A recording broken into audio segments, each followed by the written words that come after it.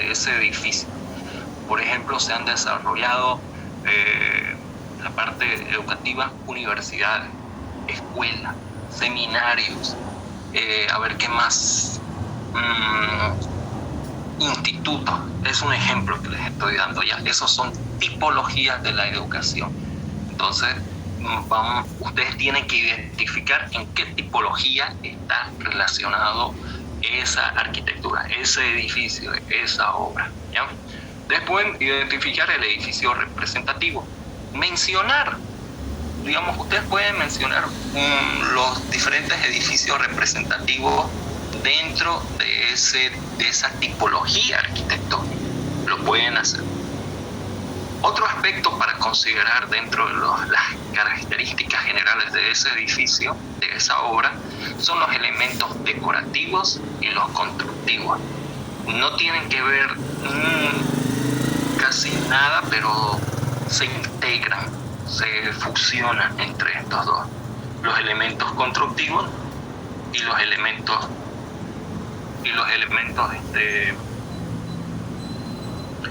¿cómo se llama? Los elementos decorativos. Los elementos decorativos y constructivos, estos dos son diferentes. Ya, bueno, ustedes ya saben, ya pueden identificar claramente cuáles son estos, ¿no? Los decorativos y los constructivos, ¿no? No hay duda en ello, ¿no? Ya, después de ahí tenemos que hablar acerca de, ya, aquí viene lo más sencillo, hablar de la forma. Y bueno, aquí ya tienen que hacer una descripción formal a partir de la geometría. Ya tienen que tener idea, ya tienen que imaginar geométricamente cómo está compuesto ese edificio, cuáles son los elementos o cuerpos geométricos que componen de una manera básica, sencilla. No creo que se pueda, por ejemplo, no es nada complejo. A ver, vamos a hacer un pequeño ejercicio, ¿ya? Un edificio. A ver, la facultad, ¿cuáles son las características formales que tiene la facultad?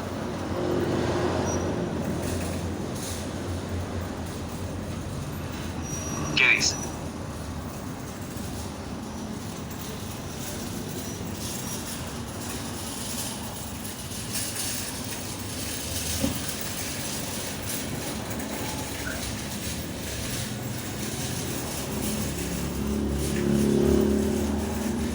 Hola. ¿Están atendiendo? Sí, estamos atendiendo. A ver. Se refiere a la forma, dice, al tamaño y color y silueta, ¿de qué forma tiene la facultad? Exacto, sí. ¿Cuáles son las características de la facultad morfológicamente?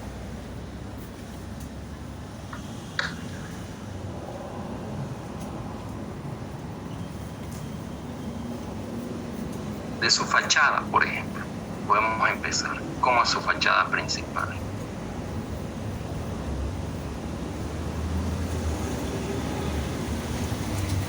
¿Qué forma tiene?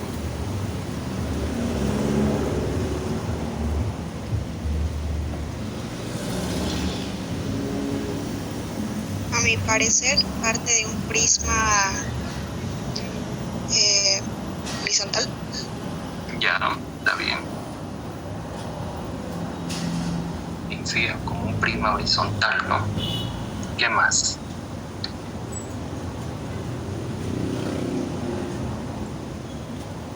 Por ejemplo, lo voy a dibujar acá.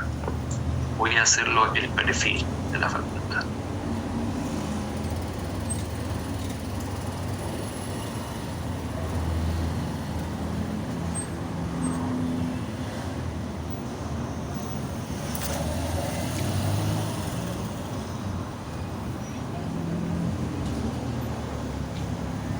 Así es, ¿no? Tiene un bloque sobresaliendo acá.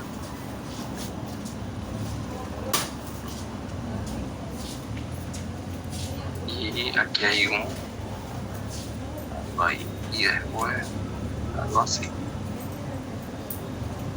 ¿no? Y de frente podemos decir que el edificio se ve más o menos así. Y siempre hay que tratar de colocar la escala de una persona. Imagínense que una persona es de ese tamañito.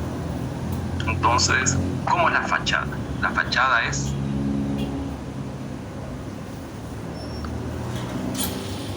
Tiene una cierta inclinación la fachada, ¿no? exacto, sí, la fachada está inclinada.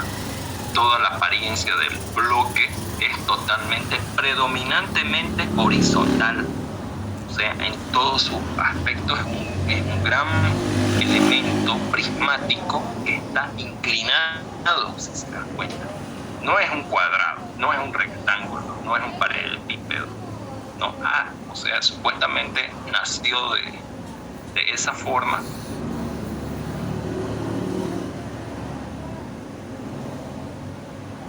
Es como decir que nació de un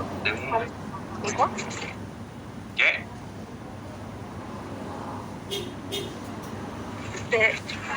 Decías que puede ser un prisma oblicuo, no hay que tener prisma oblicuo. Sí, exacto. Y fíjense, ¿ven ese rectángulo que dice color celeste? Ya, imagínense que sean ejes. Y al momento de diseñar le tiraron una inclinación allí y otra inclinación ahí. Y en base a ese prisma inclinado, ya han desarrollado la facultad. ¿Sí? En base a esa cara. Entonces, ese tipo de esquema que yo estoy haciendo, ustedes traten de hacerlo en la representación de su análisis de edificio. ¿Ya? No importa, fíjense, lo mío no es exacto. Ustedes también lo pueden hacer de esa forma. Son esquemas, son bocetos que ustedes pueden hacer con el propio lápiz o digitalmente, no hay problema. Acá la arquitecta ya es más más tolerante en apreciar este tipo de esquemas. Ustedes lo que tienen que aprender es hacer este tipo de análisis del edificio, ya de lo que van a ir hablando. Como la mayoría de las representaciones del neoclásico que han podido observar, que son predominantemente iglesias, ¿no? Templos. ¿Qué más? ¿Qué han podido observar en todo lo que hemos visto del neoclásico?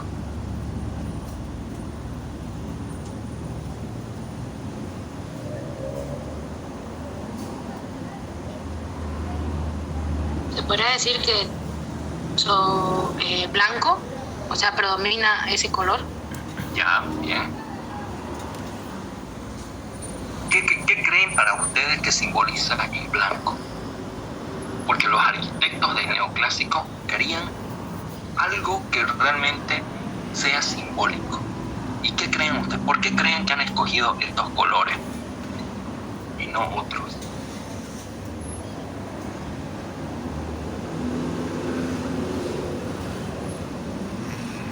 Porque blanco es como pureza. Bien, excelente. Así es. ¿Qué más?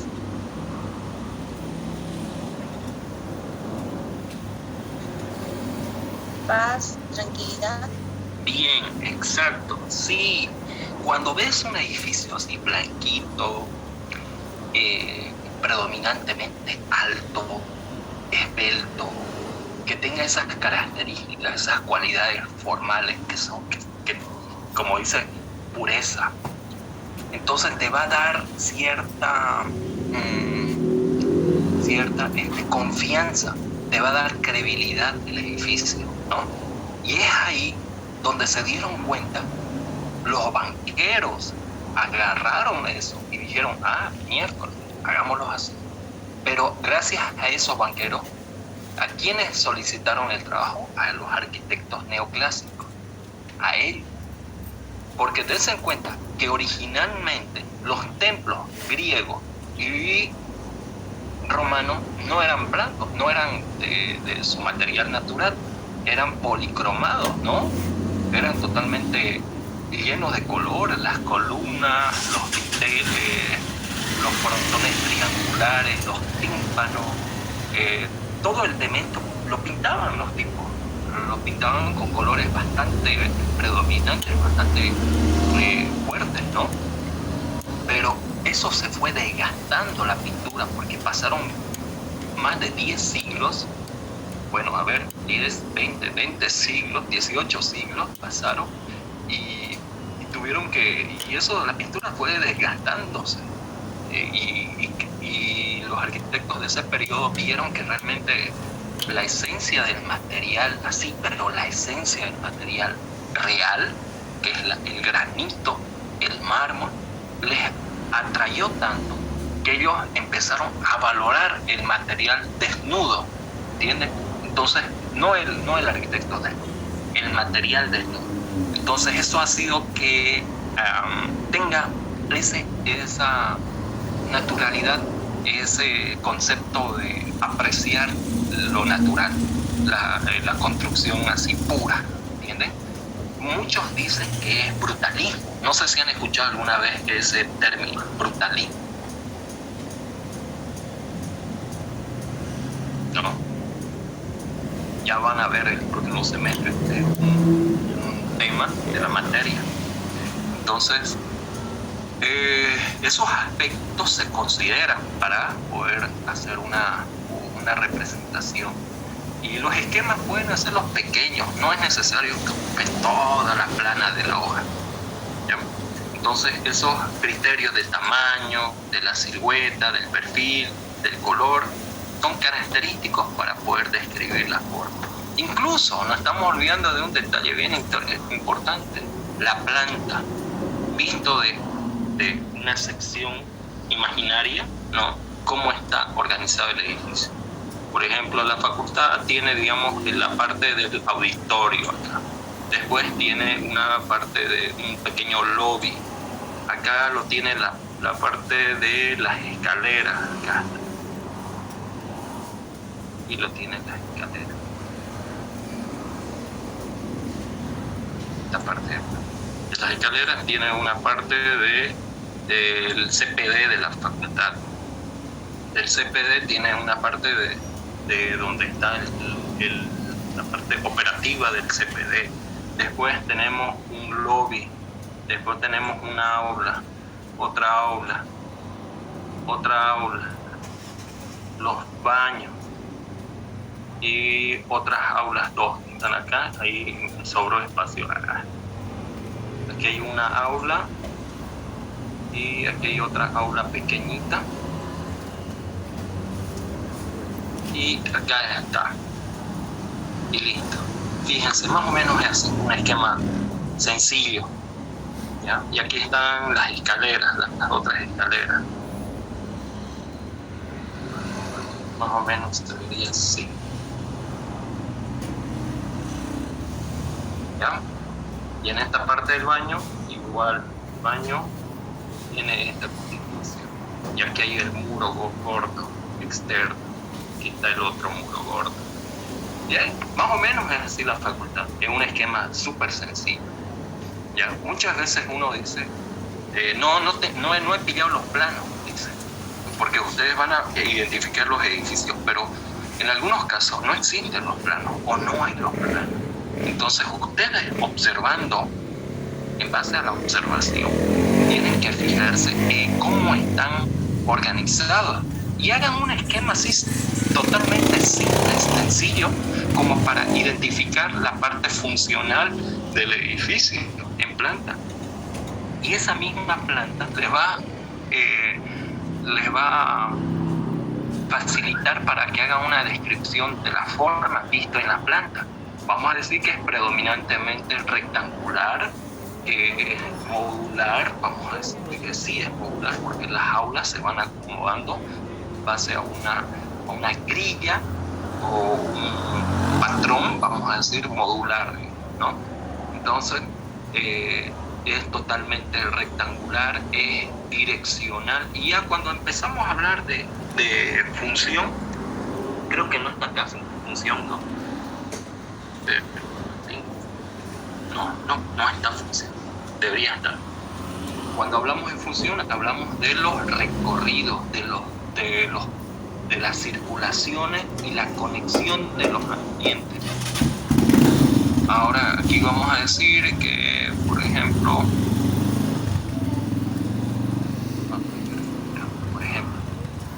tenemos un patio externo que es totalmente longitudinal, direccional, es una circulación direccional. Y gracias a esa circulación direccional, esto me hace ingresar a las diferentes aulas.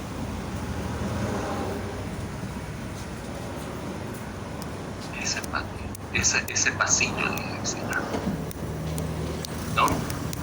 Entonces, indico que claramente es un recorrido direccional en la parte de la función.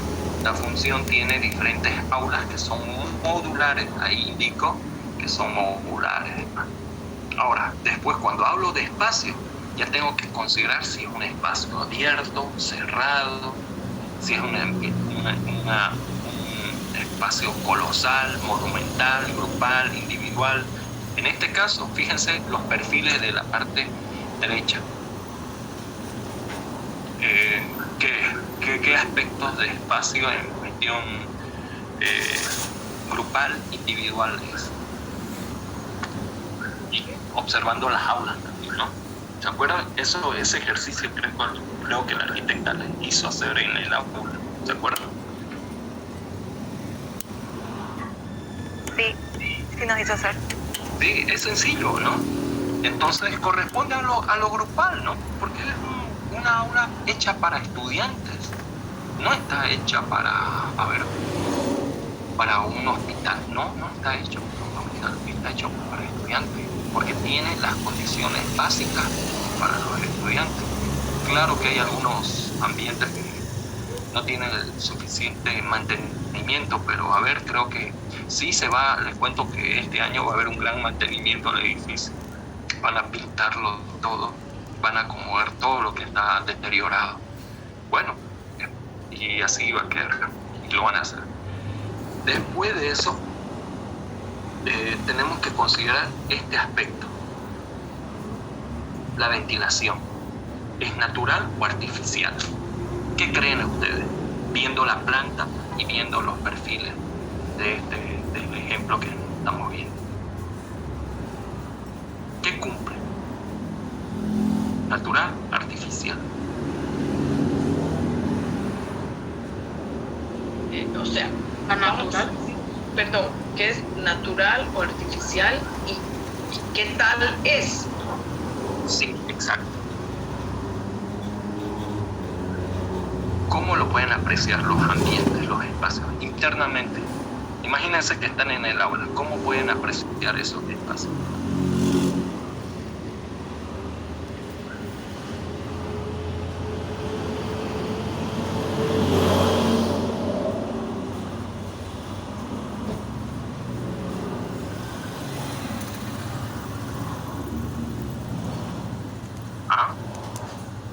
Solamente identifique natural o artificial. Yo diría que es natural y a veces es muy perjudicial cuando hay entrega de maqueta. Al subir a los pasillos o al estar caminando los pasillos, entra un viento fuertísimo y puede dañar todo. Pero por otra parte, como en Santa Cruz hace mucha calor, en los pasillos al menos no he sentido tanta calor, pero en los cursos sí se siente ahí en el aula. Ya. Entonces, generalmente el edificio está hecho para estar ventilado o Más de ventilación artificial, porque las ventanas son pequeñas. ¿Lo consideras artificial? Sí, ¿O qué aspectos crees que son para considerarlo artificial. En la ventilación, ¿no? Por la ventilación, creo que está ubicado la ventana más grande al lado sur, que en realidad deberían ser al lado norte, por lo menos que para que entre más ventilación. En esa parte lo vi. Y en el lado norte, que están las ventanas pequeñas al lado de arriba, no entra mucha ventilación, creo que son cerradas, no abren esa ventana, no me he fijado bien, pero esa parte sí lo he visto, que lo pusieron, han puesto varios ventiladores para que ventilen y obviamente ventilen el ambiente. Yo lo veo más esa parte artificial. Ya. Bien. Entonces los ventiladores cumplen la función de ventilación artificial o natural.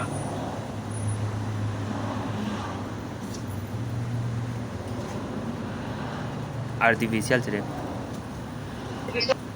Entonces cumple las dos, ¿no? Cumple lo natural y lo artificial. ¿No? ¿Sí o no?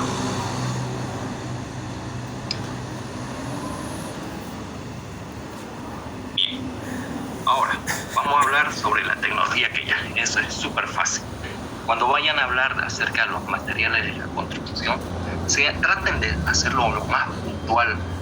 Muchas veces se ha podido ver que cuando hacen la descripción de la tecnología, solamente hablan de aspectos bastante básicos, como por ejemplo, está hecho de hormigón y de piedra y de madera, dice, pero no están especificando las características de esos materiales, qué tipo de piedra, digamos, más basalto, granito, no sé, digamos, hay una variedad de especies de piedra, ¿no? Y de maderas igual, ustedes tienen que especificar bien ese detalle. Ahora, ¿cuál es la novedad de ese edificio para que en un aspecto tecnológico que se ha podido desarrollar, digamos? Porque como es en el neoclásico, entonces hay una novedad tecnológica que se aplica. Si se acuerdan, cuando la arquitecta empezó a hablar sobre el neoclásico empírico, ahí algunos arquitectos daban ciertas pautas acerca del desarrollo tanto constructivo como en la aplicación tecnológica, ¿no? Tanto para los cimientos, para la parte de estructura y cubierta. ¿Se acuerdan de eso?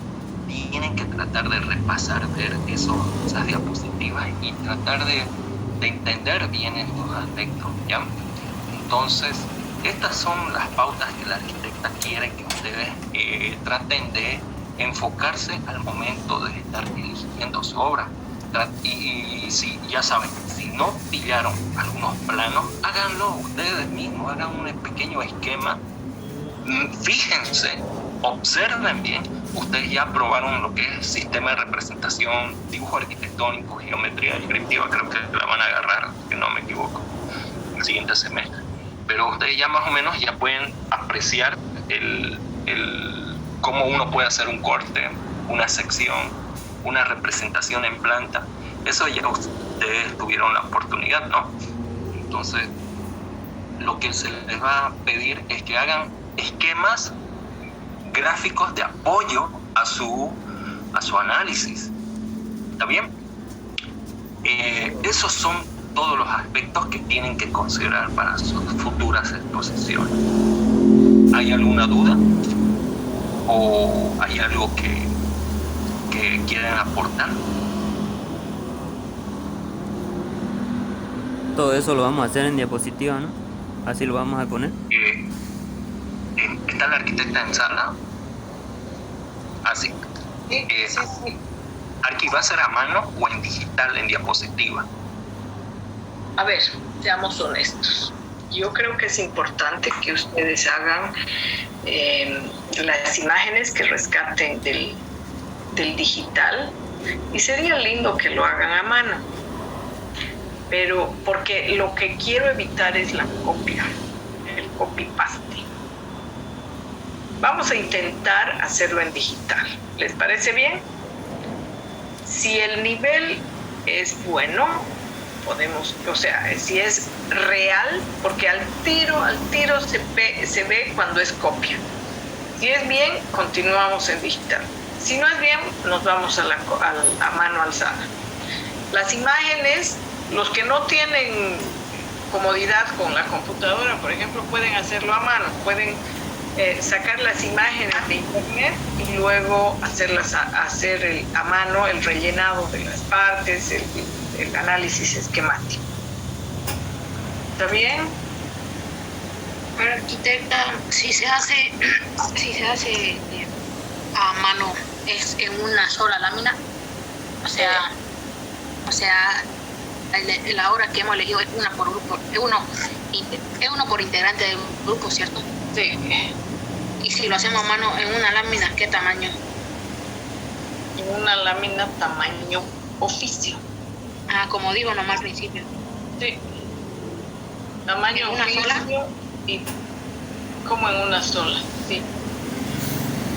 O sea, todos estos aspectos, contexto, características generales, forma, espacio, que entre en una sola lámina, o sea, lo acomodo acorde a cómo vaya teniendo espacio. Sí, en una sola. O hasta en dos podría ser. Podría ser hasta en dos. No me parece mal. Si es que me falta, digamos. Claro.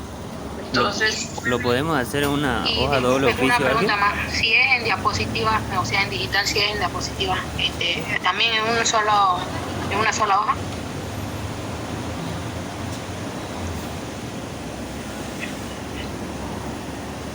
¿cómo? A ver, otra vez.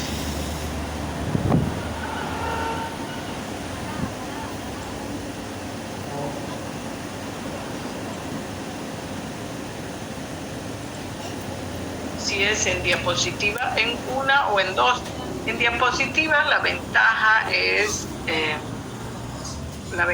en diapositiva es que ustedes lo pueden hacer un poco más chico, pueden generar una...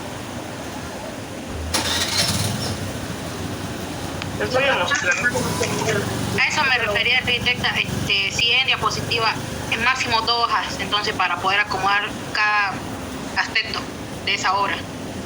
Correcto. Está bien.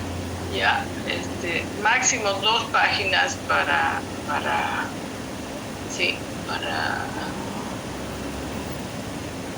máximo 2 páginas para su análisis. Les voy a mostrar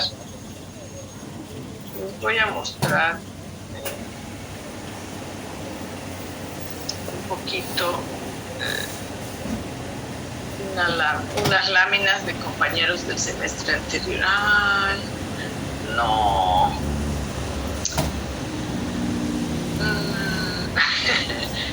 Esperen, voy a buscar otro tema porque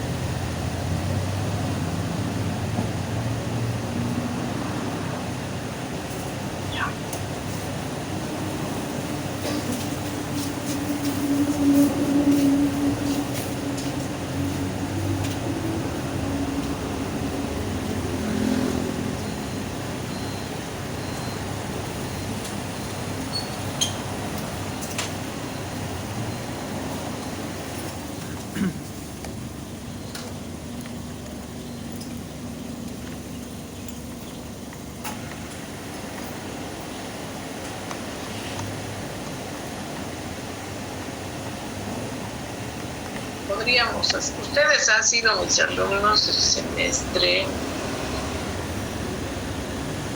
semestre anterior. A ver.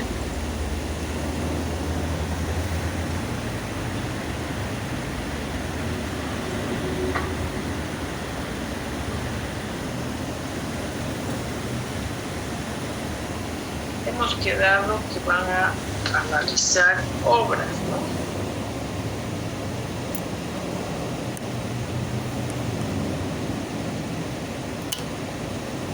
¿Dónde están? Hola, hola.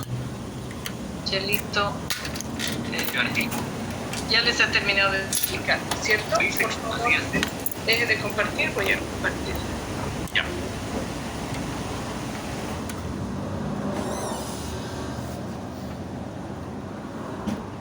Les voy a mostrar algunos ejemplos, bueno, un ejemplo en realidad de el análisis de una obra. La Casa de la Cascada. Primero, arquitectura orgánica. El autor, la ubicación, ¿dónde está? Y aquí vemos lo demás es la casa Taliesin. Fíjense ustedes, esto no es un análisis, ya, porque eso es una foto, son fotos de la casa Taliesin y no nos dice absolutamente nada, no hay análisis. Esto es, han sacado fotos y las han pegado y nos han dado el nombre y listo, se acabó. Aquí está la Casa de la Cascada, el autor, la ubicación y no sé qué, ¿no? Pero es muy poca información para que haya una lámina. Y entonces, características generales. ¿Qué